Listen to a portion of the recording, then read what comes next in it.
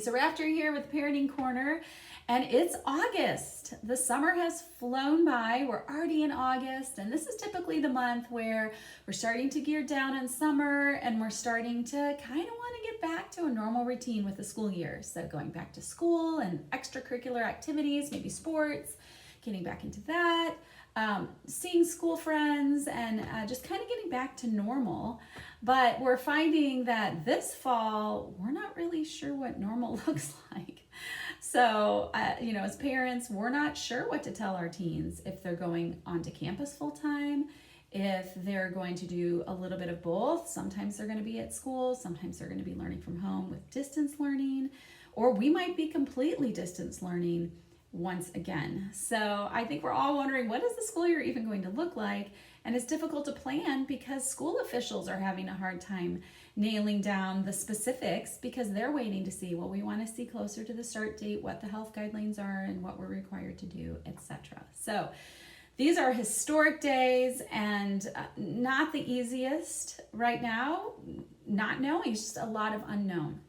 So as I was thinking about what we could talk about in August, I thought about putting something in your hands that could help your students navigate maybe the challenging season that's ahead of them, because honestly, as frustrating as it can feel as parents, there's really only one thing in our control, and that's us. So it's our choice to be positive during this time and keep our kids positive during this time, and then to help them succeed no matter what dynamics August brings. We're in August, but when the actual school year starts. So that leads me to a big educational buzzword of these days, which is called growth mindset. So growth mindset is a theory developed by Carol Dweck. She is a psychologist and professor at Stanford University. And basically, growth mindset is a theory that says that your intelligence, the level of your intelligence, is not fixed. In other words, people used to feel like you're born with a certain IQ and that is fixed. You cannot exceed that. You cannot do anything to change it. You can't develop your brain. But this professor felt and was researching and has come up with her theory that actually, if you have a growth mindset, you can actually grow and develop the level of your intelligence. So you are not stuck at a certain level, and that we can teach our students to have not a fixed mindset, like that's all I can do, but to have a growth mindset that says by taking on challenges, by doing things that are difficult, by trying strategies, and when it doesn't work, you just learn from it and you try a different strategy. And then by actively taking on challenges and doing hard things, we actually develop our brain. They showed the neurons, telling kids that there's actual physical neurons that have to do with your brain and with brain development. And they showed that the neurons from a beginner, the neuron pathway that's formed while learning a new skill or a new concept, that neuron pathway is very thin for a beginner. But as that beginner works and works and works and keeps persevering and putting forth effort, they showed that the neuron pathway of an expert is much thicker. So kind of giving our kids the understanding that mistakes aren't bad. Mistakes aren't negative. They just show us what we need to know. They show us what we don't know. They show us what we need to adjust and what we need to fix. And so helping kids have a different mentality towards what is difficult and what is hard. And this fall, distance learning for some of our students is difficult, and it feels hard to have to do this new system in this new way. Or just whatever guidelines that they're going to have to do in school, if they have to wear masks or whatever's going to be required of them for whatever we as parents can provide them educationally, to let them know that actually taking on challenges and doing what's hard and pushing through makes us better. It makes us stronger, and it actually grows our intelligence and it grows our brains. So just like you can explain it to your kids, it's kind of like, just like the body, with resistance and with exercise and using and working with your body, you gain strength, you gain endurance, and your body grows. It's the same with our brain, that by exercising it, by doing things that are difficult and challenging, you're actually exercising your brain and you're growing your intelligence. So it's a great concept. She talks about the power of praise. I think we all value the power of praise. Our kids need someone cheering them on. They need to be praised for sure. But she talked about kids have a little bit disconnect when they feel like the praise isn't connected to something authentic. And so if they don't think it's authentic praise, then suddenly they kind of discount the praise. In other words, oh, my mom, she just loves me, that this praise isn't really deserved. And also kids who are praised for their intelligence, like, you're so smart, you're so smart, you're so smart. Of course, it's great to encourage our kids. And when they're smart, we like to tell them that they're smart, to encourage them.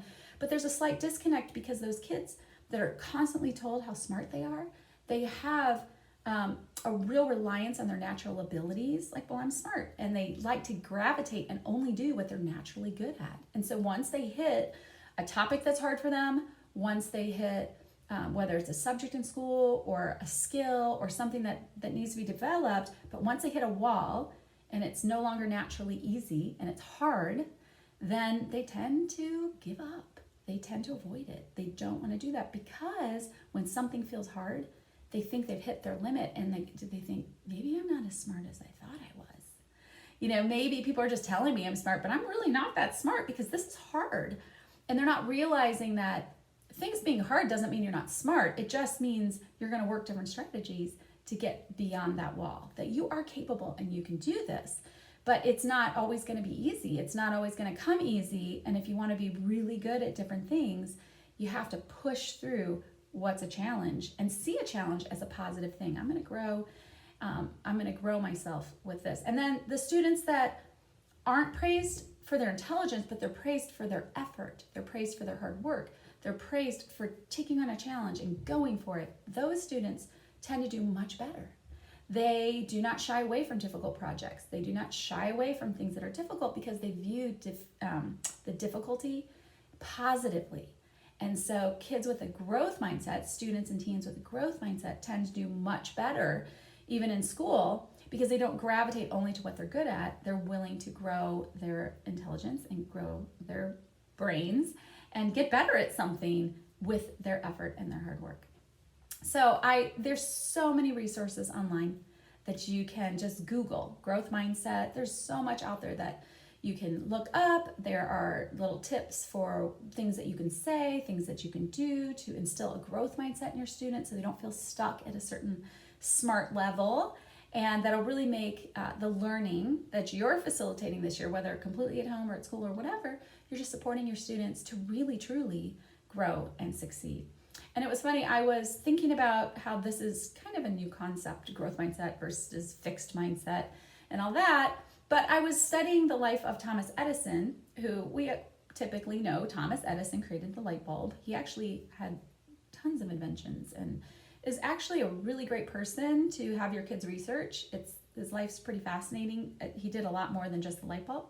But I was reading and I noticed that a lot of this growth mindset is something that Thomas Edison had quotes that were very much along these lines. So even though her theory is new in all the caveats that she brings, I thought it was kind of interesting that we can tell our kids, like, people who have really succeeded and done amazing things had this mindset. And I feel like he really had the beginnings of this growth mindset. And so I thought I'd read just a couple quotes that you could share with your kids to remind them that they're your Thomas Edison. Like, the potential that they have. Yes, you are smart, but it's not your smartness, it's not your intelligence that is going to take you where you need to go. It's going to be your effort put behind it. And that's what we really want to focus on. So I really loved a couple quotes from him. It said, negative results are just what I want. They are just as valuable to me as positive results. I can never find the thing that does the job best until I find the ones that don't. He said, I haven't failed. I just found 10,000 ways that won't work. The 3 great essentials to achieve anything worthwhile are first, hard work. Second, stick-to-itiveness. Third, common sense. Genius is 1% inspiration and 99% perspiration. And reportedly, his mother raised him with the following guiding principle. Supposedly, she always told him, never get discouraged when you fail. Learn from it. Keep trying. So I just wanted to encourage you as we face who knows what by the end of August. Keep reminding your kids to have that growth mindset. Sky's the limit if you'll just put your effort behind it and really take on challenges with a positive attitude. and we're going to get through whatever the school year looks like, and it's actually going to be a great year. So I hope that encourages you today as you're gearing up for whatever comes. We care about you here at Path. We want to be a great resource for you here. So I'm going to do the next video with some actual practical tips on how to use growth mindset with your kids, like some specific things you can say and show them and do. So I hope that helps. So check back soon, and hopefully we'll connect again very soon. Thank you.